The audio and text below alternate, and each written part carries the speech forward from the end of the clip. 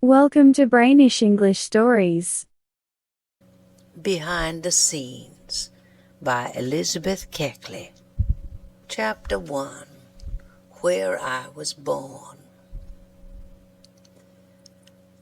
My life has been an eventful one. I was born a slave, was the child of slave parents.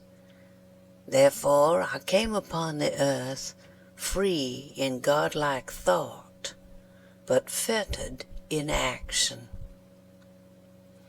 My birthplace was Dinwiddie Courthouse in Virginia. My recollections of childhood are distinct, perhaps for the reason that many stirring incidents are associated with that period. I am now on the shady side of 40, and as I sit alone in my room, the brain is busy, and a rapidly moving panorama brings scene after scene before me, some pleasant and others sad.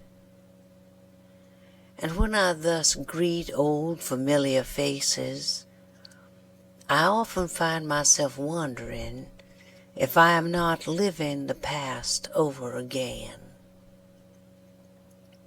The visions are so terribly distinct that I almost imagine them to be real.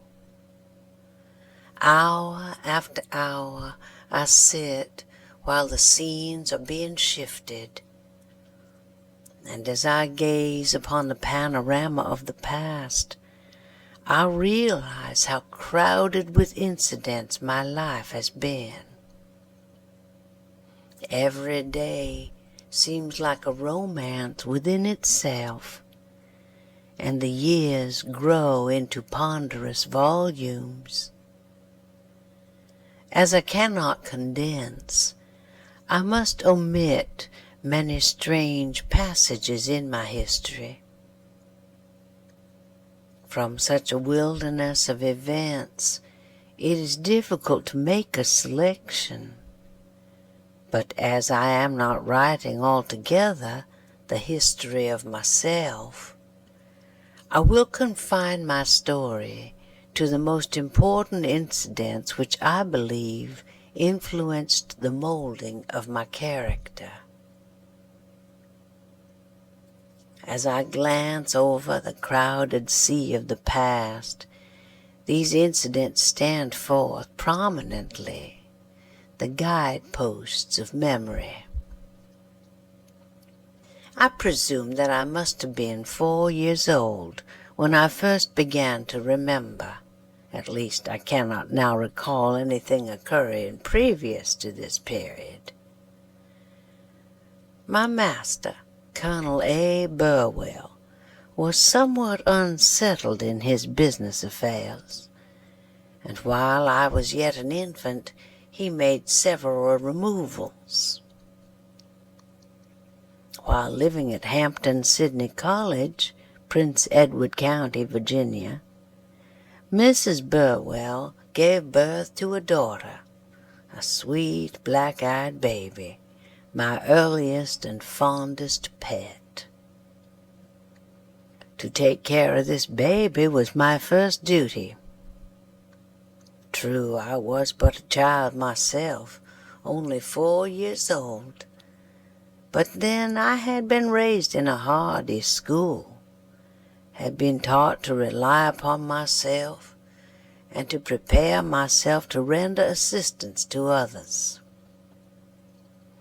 The lesson was not a bitter one, for I was too young to indulge in philosophy, and the precepts that I then treasured and practiced, I believe developed those principles of character which have enabled me to triumph over so many difficulties.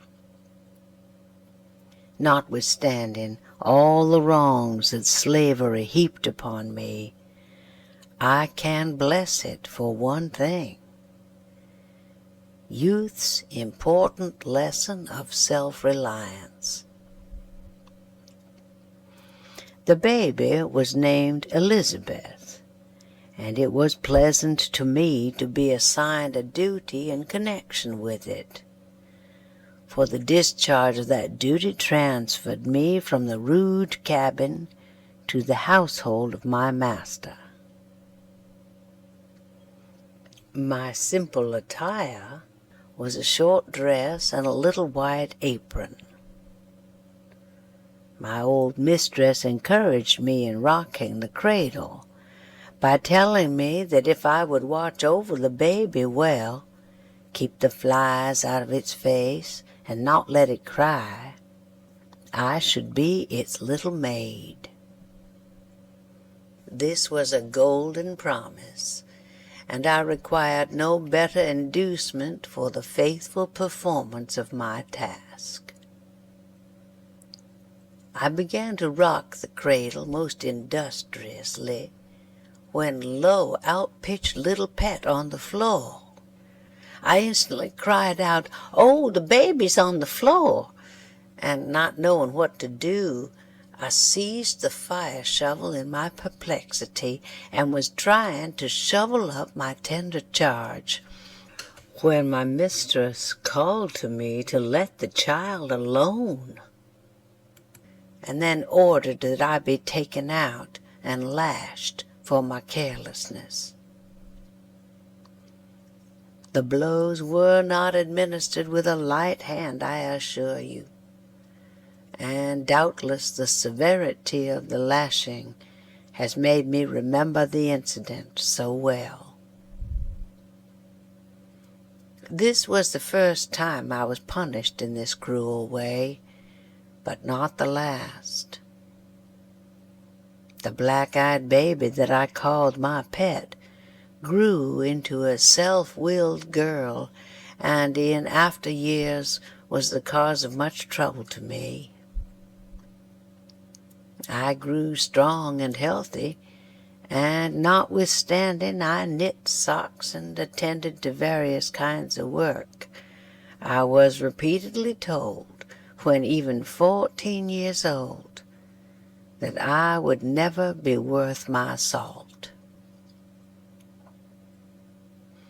When I was 8, Mr. Burwell's family consisted of 6 sons and 4 daughters, with a large family of servants. My mother was kind and forbearing. Mrs. Burwell a hard taskmaster, and as mother had so much work to do in making clothes, etc., for the family, besides the slaves, I determined to render her all the assistance in my power, and in rendering her such assistance, my young energies were taxed to the utmost. I was my mother's only child, which made her love for me all the stronger. I did not know much of my father, for he was the slave of another man, and when Mr. Burwell moved from Dinwiddie, he was separated from us, and only allowed to visit my mother twice a year, during the Easter holidays and Christmas. At last Mr. Burwell determined to reward my mother by making an arrangement with the owner of my father, by which the separation of my parents could be brought to an end. It was a bright day indeed for my mother when it was announced that my father was coming to live with us. The old weary look faded from her face, and she worked as if her heart was in every task. But the golden days did not last long. The radiant dream faded all too soon. In the morning my father called me to him and kissed me, then held me out at arm's length as if he were regarding his child with pride. she is growing into a large, fine girl," he remarked to my mother. "I don't know which I like best, you or Lizzie, as both are so dear to me." My mother's name was Agnes, and my father delighted to call me his little Lizzie. While yet my father and mother were speaking hopefully, joyfully of the future, Mr. Burwell came to the cabin with a letter in his hand. He was a kind master in some things, and as gently as possible informed my parents that they must part, for in 2 hours my father must join his master at Dinwiddie and go with him to the West, where he had determined to make his future home. The announcement fell upon the little circle in that rude log cabin like a thunderbolt. I can remember the scene as if it were but yesterday. How my father cried out against the cruel separation. His last kiss. His wild straining of my mother to his bosom. The solemn prayer to heaven. The tears and sobs, the fearful anguish of broken hearts. The last kiss, the last goodbye, and he, my father, was gone. Gone forever. The shadow eclipsed the sunshine, and love brought despair. The parting was eternal.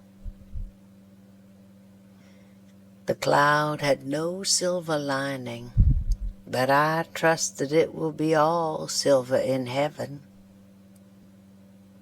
We who are crushed to earth with heavy chains, who travel a weary, rugged, thorny road, groping through midnight darkness on earth, earn our right to enjoy the sunshine in the great hereafter. At the grave, at least, we should be permitted to lay our burdens down, that a new world, a world of brightness, may open to us. The light that is denied us here should grow into a flood of effulgence beyond the dark, mysterious shadows of death. Deep as was the distress of my mother in parting with my father, her sorrow did not screen her from insult. My old mistress said to her, "Stop your nonsense. There is no necessity for you putting on airs. Your husband is not the only slave that has been sold from his family, and you are not the only one that has had to part. There are plenty more men about here, and if you want a husband so badly, stop your crying and go and find another." To these unfeeling words, my mother made no reply. She turned away in stoical silence, with a curl of that loathing scorn upon her lips which swelled in her heart. My father and mother never met again in this world. They kept up a regular correspondence for years, and the most precious mementos of my existence are the faded old letters that he wrote, full of love and always hoping that the future would bring brighter days. In nearly every letter is a message for me.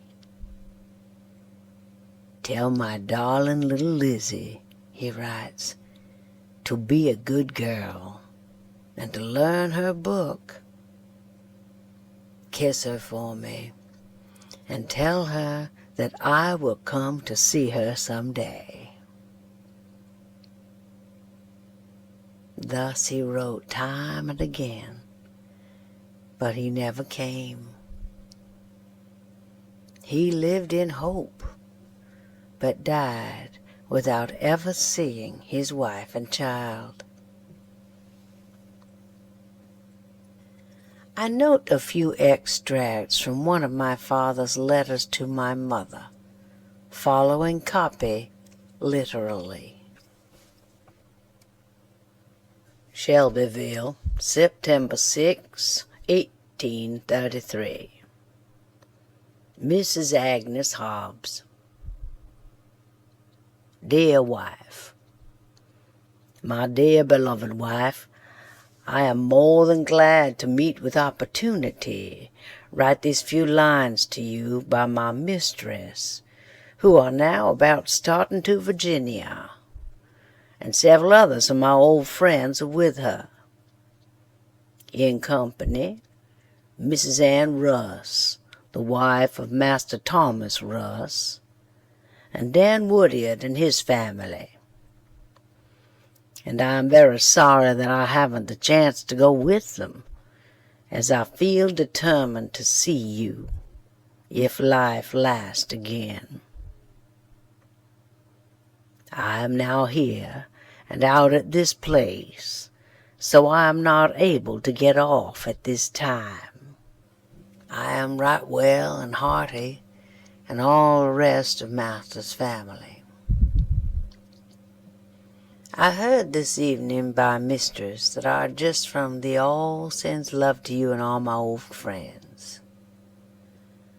I am a living in a town called Shelbyville, and I have wrote a great many letters since I've been here, and almost been ready to myself that it's out of the question to write any more at all. My dear wife, I don't feel no wise like giving out writing to you as yet, and I hope when you get this letter that you'll be encouraged to write me a letter. I am well satisfied at my living at this place. I am a-making money for my own benefit, and I hope that it's to yours also if I live to see next year. I shall have my own time from Master by giving him $120 a year, and I think I shall be doing good business at that, and have something more than all that. I hope with God's help that I may be able to rejoice with you on the earth, and in heaven let's meet, when will I am determined to never stop praying, not in this earth. And I hope to praise God in glory. There we'll meet to part no more forever. So, my dear wife, I hope to meet you in paradise to praise God forever. I want Elizabeth to be a good girl, and not to think that because I am bound so far, that God's not able to open the way. George Pleasant, Hobbs, a servant of Grum. The last letter that my mother received from my father was dated Shelbyville, Tennessee, March 20, 1839. He writes in a cheerful strain and hopes to see her soon. Alas, he looked forward to a meeting in vain.